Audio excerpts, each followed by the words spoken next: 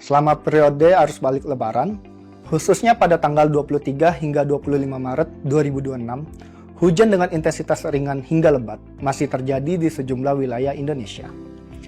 Curah hujan tertinggi terpantau di Papua Tengah sebesar 119,2 mm per hari, Papua 64,6 mm per hari, Jawa Tengah 63 mm per hari, Jawa Barat 53,8 mm per hari, Nusa Tenggara Timur 44,9 mm per hari, Jawa Timur 42 mm per hari, dan Lampung 36 mm per hari.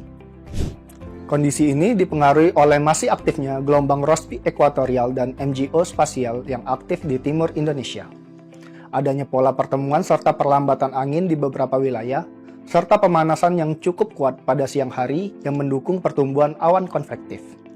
Khusus di wilayah Jabodetabek, hujan dengan intensitas sedang hingga lebat juga terpantau dalam beberapa hari terakhir, dengan curah hujan tertinggi antara lain di wilayah Jakarta Utara sebesar 60 mm per hari, Jakarta Barat 54 mm per hari, Bogor 53,8 mm per hari, Jakarta Selatan 40 mm per hari, Jakarta Timur 40 mm per hari, dan Jakarta Pusat 39 mm per hari.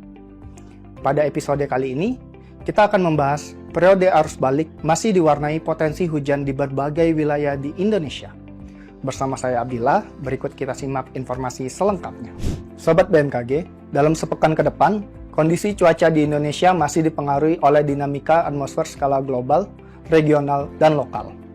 Hasil analisis menunjukkan nilai SOI yang teramati sebesar plus 14,2 yang menunjukkan adanya La Nina lemah, sehingga berpengaruh dalam peningkatan pola konvektif di wilayah Indonesia bagian tengah dan timur.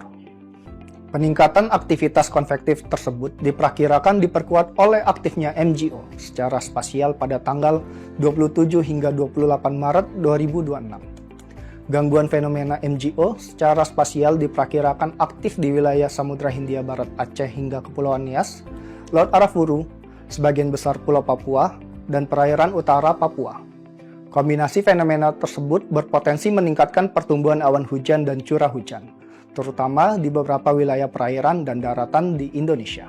Di sisi lain, siklon tropis Narel yang terpantau aktif kembali di Samudra Hindia Barat Laut Australia masih memberikan pengaruh tidak langsung terhadap dinamika atmosfer di Indonesia, terutama meningkatkan potensi curah hujan sedang hingga lebat di wilayah Banten, daerah khusus Jakarta, Jawa Barat, Jawa Tengah, daerah istimewa Yogyakarta, dan Jawa Timur. Selain itu, sirkulasi siklonik diperkirakan muncul di Samudra Hindia Barat Aceh, Samudra Hindia Barat Daya Banten, dan Papua bagian selatan. Sobat BMKG, pada periode 27 hingga 29 Maret 2026, cuaca di Indonesia umumnya didominasi oleh kondisi hujan ringan hingga hujan sedang. Selain itu, hujan dengan intensitas lebat yang dapat disertai kilat atau petir dan angin kencang dapat terjadi dengan kategori tingkat peringatan dini siaga di daerah khusus Jakarta, Jawa Barat, daerah istimewa Yogyakarta, Nusa Tenggara Barat, Papua, dan Papua Selatan.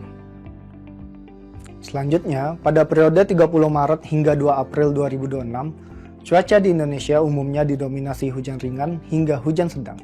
Selain itu, hujan dengan intensitas lebat yang dapat disertai kilat atau petir dan angin kencang dapat terjadi dengan kategori tingkat peringatan dini siaga di Sumatera Barat dan Papua Pegunungan.